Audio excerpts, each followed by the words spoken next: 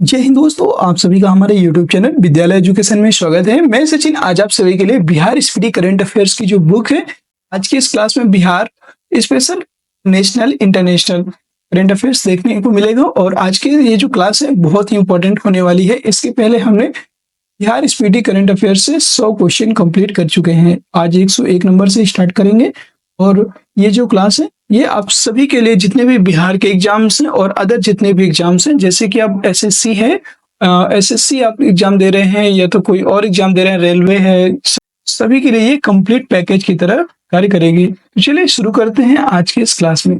आज की क्लास का पहला क्वेश्चन है, 101 नंबर से स्टार्ट करेंगे। हाल ही में किस अभिनेता को लता दीनानाथ मंगेशकर पुरस्कार 2024 से सम्मानित किया गया? और ये क्वेश्चन अभी आज की मतलब कल की क्लास में पूछा गया था आपसे। इसका राइट आंसर क्या होगा? और बहुत लोगों ने इसका आंसर सही दिया था। इसका सही आंसर हो जाएगा अमिताभ बच्चन। अमिताभ बच्चन जी को लता दीनानाथ मंगेशकर पुरस्कार 2024 में सम्मानित किया गया है। सी ऑप्शन राइट हो जाएगा।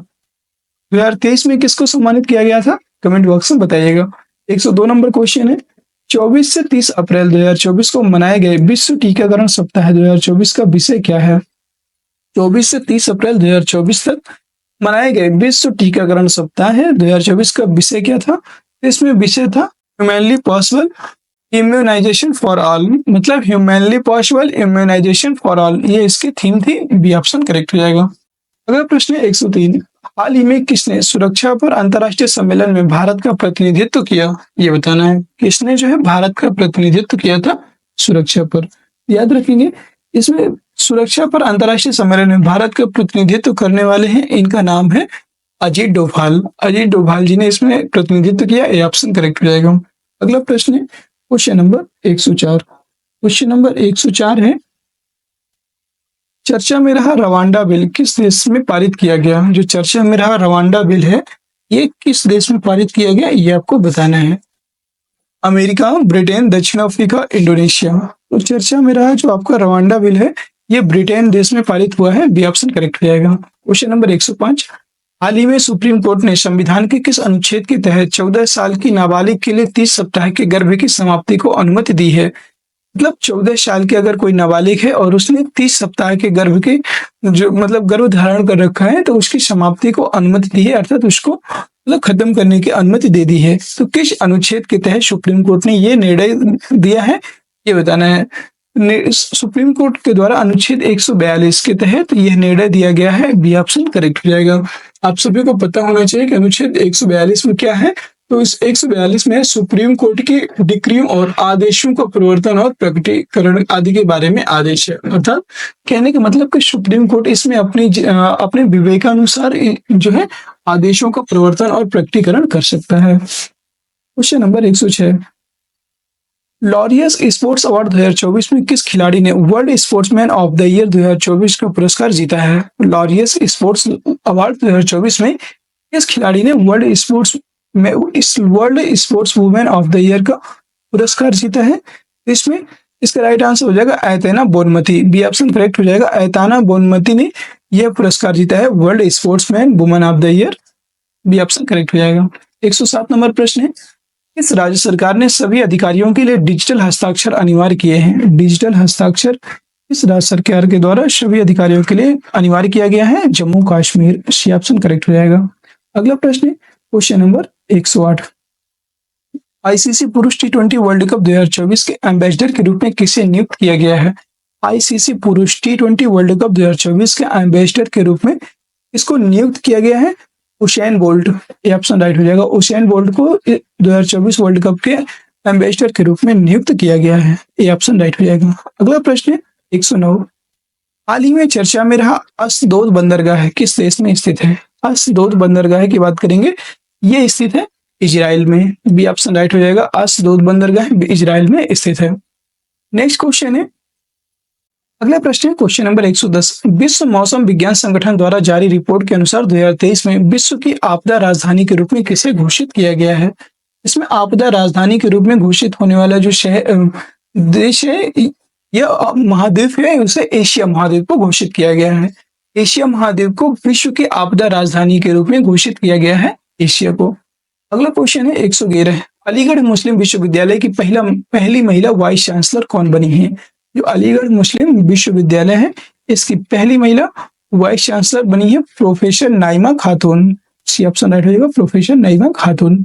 112 नंबर प्रश्न है, 77वें कांस फिल्म फेस्टिवल के लॉ सिने सेक्शन में चुने जाने वाली sunflowers were first ones to know कौन सी भारतीय फिल्म बन गई है? तो इसमें बताना, जो 77वां कांस फिल्म फेस्टिवल में ला सिनेप सेक्शन में चुने जाने वाले sunflowers were first ones to know कौन सी भारतीय फिल्म बन चुकी है?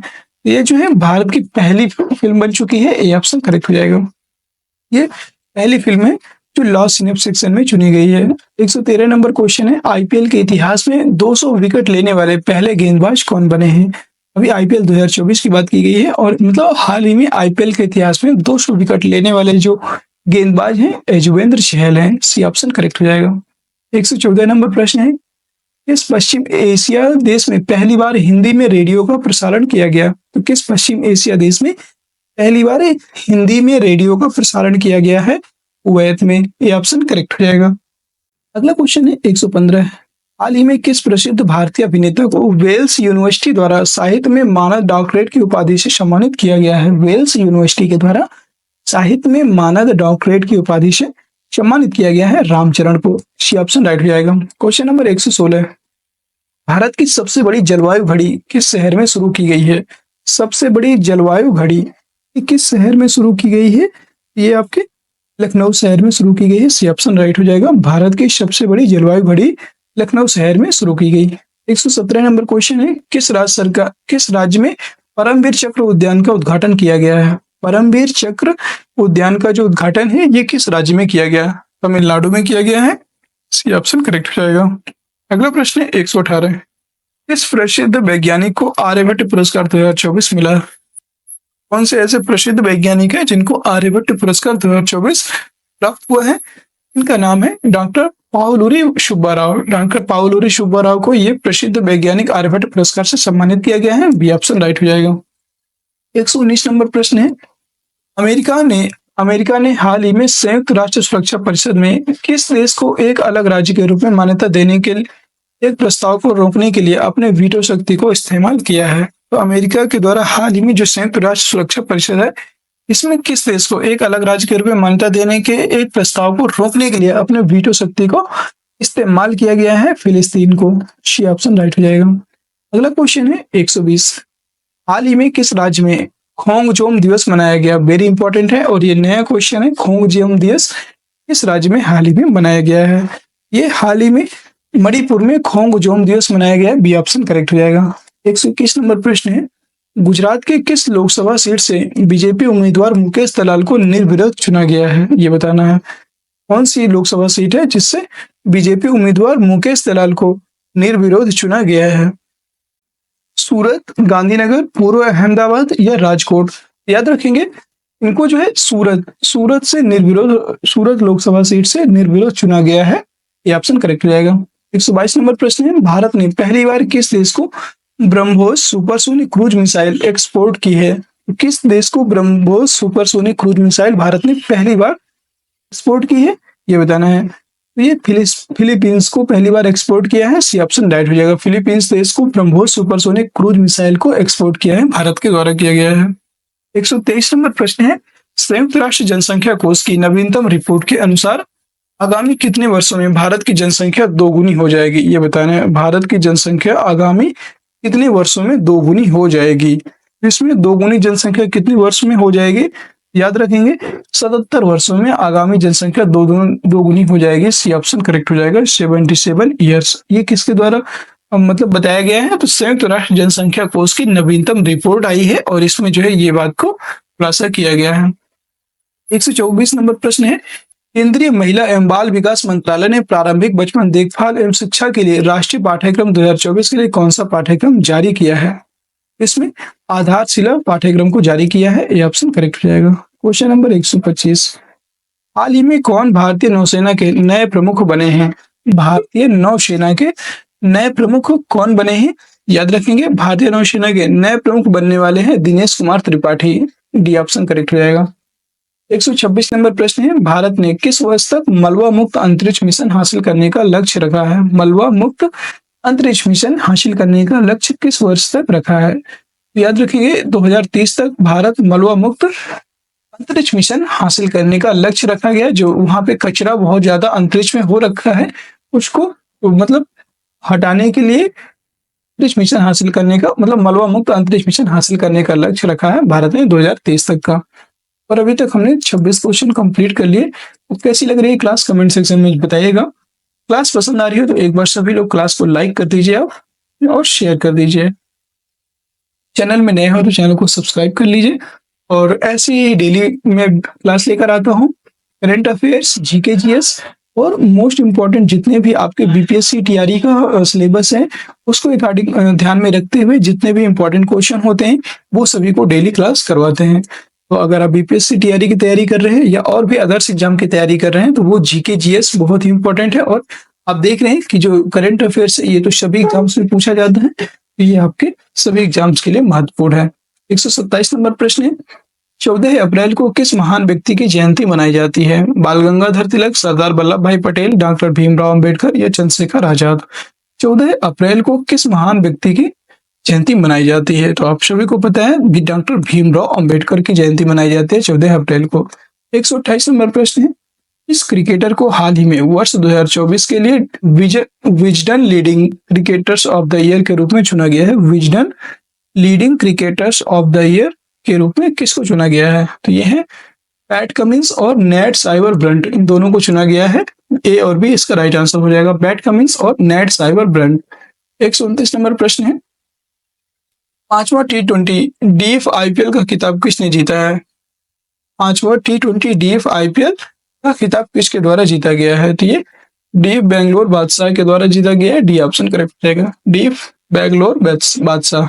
130 नंबर प्रश्न है, चर्चा में रहा ज्वालामुखी माउंट एरेबस किस महाद्वीप में स्थित है? माउंट एरेबस किस महाद्वीप में स्थित है? और ये अभी हाल ही में चर्चा में रहा है। ठीक है, ये किस महाद्वीप में स्थित है?